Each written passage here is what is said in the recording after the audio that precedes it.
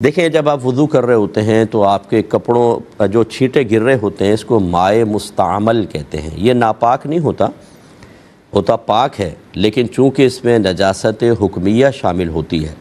نجاست حکمیہ اسے کہتے ہیں جو نظر تو نہیں آتی لیکن شریعت نے اس پہ نجاست کا حکم دیا ہے۔ اسی لیے آپ اگر بے وضو ہیں تو آپ نماز نہیں پڑھ سکتے، حالانکہ بظاہر جسم پہ تو کوئی گندگی نہیں ہے، لیکن شریعت نے کہا کہ ہے تم پر ایک نجاست، وضو کرو۔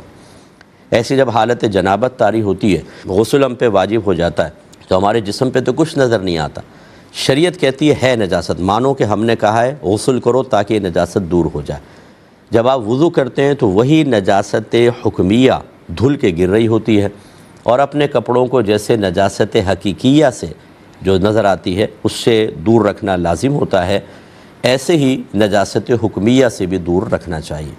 لیکن مسئلہ یہ ہوتا ہے کہ جب آپ وضو کرتے ہیں تو عمومی طور پر چھینٹیں کپڑوں پہ آ جاتی ہیں، یا جیسے آپ مسجد میں چہرہ دھویا پھر ہاتھ دھو رہے ہیں تو یہاں سے ٹپک جاتا ہے، تو بہرحال کپڑے ناپاک نہیں کہلائیں گے، لیکن بلا ضرورت مائع مستعمل کو اپنے کپڑوں پر گرانا یہ بھی مناسب نہیں ہوتا۔ یہ زیادہ سے زیادہ مکروہ تنزیہی ہے، یعنی کپڑوں پہ گر جائے تو شریعت نے پسند نہیں کیا، لیکن اس کی وجہ سے کوئی سخت حکم نہیں لگے گا، لہذا آپ کا وضو بھی ٹھیک ہے اور آپ کے کپڑے بھی پاک ہیں۔ بہتر یہ ہوتا ہے کہ ایک تولیہ یا رومال پاس رکھیں، جب آپ چہرہ دھو لیں تو تھوڑا سا اس کو اس طرح صاف کریں کہ ٹپکتے ہوئے قطرات رک جائیں۔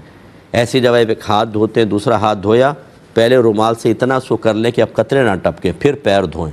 اب آپ کے نہ چہرے سے پانی ٹپکے گا نہ ہاتھوں سے ٹپک کے کپڑے پہ گرے گا، یہی بہتر ہوتا ہے اور اسی کو آپ فالو کریں۔ دوسرے انہوں نے کہا کہ کیا وطر کی تینوں رکعت میں الگ الگ صورت ملانی چاہیے؟ جی بہتر یہی ہے کہ اس میں ترتیب قائم رکھیں، پہلے دو میں رکھیں زیادہ بیسٹ ہے، لیکن بہرحال تیسرے میں بھی ایک ترتیب کے ساتھ ہی پڑھیں۔ قرآن پاک کو نماز میں ترتیب سے پڑھنا واجب ہے، اگرچہ نماز کے واجبات میں سے نہیں ہے، یہ تلاوت کے واجبات میں سے ہے، لیکن اس کو فالو کرنا چاہیے۔ اور یہ یاد رکھیں، انہوں نے کہا کہ کیا دعائے قنوت وطر میں دعائے قنوت ہی پڑھنی چاہیے، دوسری بھی پڑھ لیں؟ دیکھیں، کوئی بھی آپ دعا پڑھ سکتے ہیں، جو معروف دعا ہے وہی پڑھ لیں، ورنہ آپ 3 دفعہ رب اغفر لی رب اغفر لی رب اغفر لی پڑھ لیں، یہ بھی کافی ہوتا ہے، تو یہ آپ کر سکتے ہیں۔ بعض لوگ یہ کہتے ہیں 3 مرتبہ قل هو اللہ شریف پڑھ لیں، اعلیٰ حضرت نے اس کو منع فرمایا ہے، تو یہ سورۃ اخلاص نہ پڑھیں بلکہ یہ آپ دوسری کوئی بھی دعا پڑھ لیں۔